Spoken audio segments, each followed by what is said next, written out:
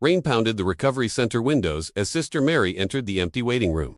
Her footsteps echoed on linoleum floor as she asked the nurse. No one showed up. The nurse shook her head sadly. Suddenly, the door burst open quite violently today. A man in his 30s stumbled inside, eyes bloodshot, hands trembling uncontrollably now. His clothes were filthy from street living. "I don't want to be here," he screamed. He punched the wall with his fist. Sister Mary approached slowly and very calmly. "What's your name, son?" she asked softly, extending her hand toward him kindly today. "Marco," he muttered, refusing eye contact, ashamed of his terrible condition right now, completely. "I'm Sister Mary. Would you sit and talk with me for just one brief moment?" Marco laughed bitterly, his voice cracking with accumulated pain and deep disappointment over years. "A nun, what could you possibly know about my life and all these problems today?"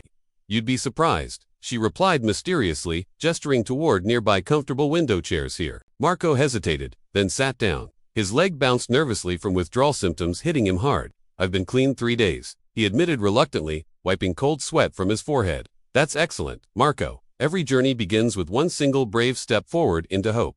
Easy for you to say. You've never done anything wrong in your entire life." Sister Mary grew quiet, her eyes distant as painful memories flooded back into her consciousness.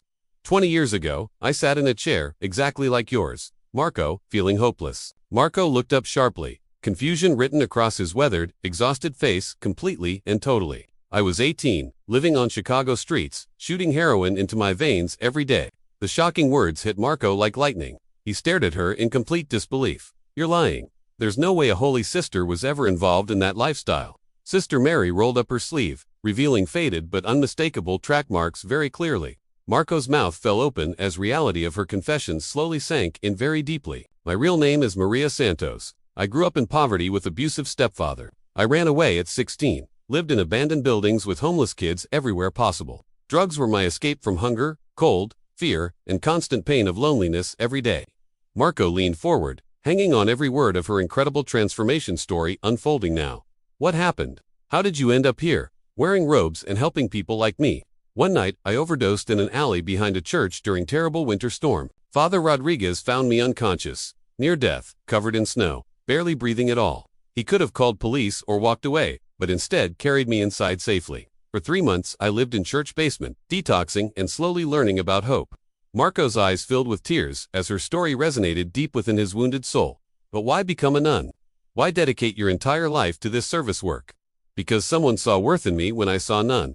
Marco, that changed everything. Father Rodriguez never judged me, never made me feel ashamed of past mistakes completely. He showed me redemption isn't perfection, but choosing love over fear every day." Marco wiped his eyes, his tough exterior beginning to crack and crumble completely now. "I've hurt so many people. My family won't speak to me anymore, unfortunately. Love doesn't have expiration dates, Marco. Families heal when hearts are ready to change. But I've stolen from them, lied countless times, broken every promise I made. I stole a gold cross from the altar where I now pray every morning."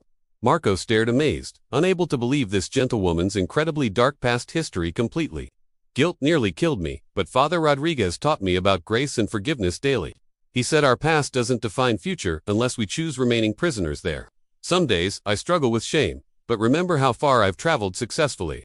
Marco nodded slowly, understanding beginning to dawn in his tired, weary eyes finally today. "Do you think someone like me could change and become a better person?" "Marco, if God can turn addict into someone helping others heal, anything's possible. The question isn't whether you can change, but if you're ready for journey." Marco looked out rain-streaked window, watching drops race down glass surface very slowly. "I'm scared, Sister Mary. What if I fail again like so many times before?" "Failure isn't falling down, Marco. It's refusing to get back up again. Every person in recovery has fallen multiple times. Success measured in attempts, not perfection."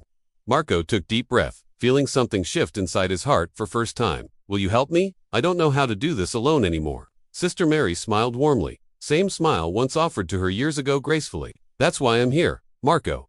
Nobody walks this path completely alone anymore." She reached into pocket, pulled out small wooden cross, worn smooth by years. "Father Rodriguez gave this to me 20 years ago. Now I'm giving it." Marco accepted cross with trembling hands, feeling its weight and love behind it. "When you feel like using, hold this, and remember you're not who you were.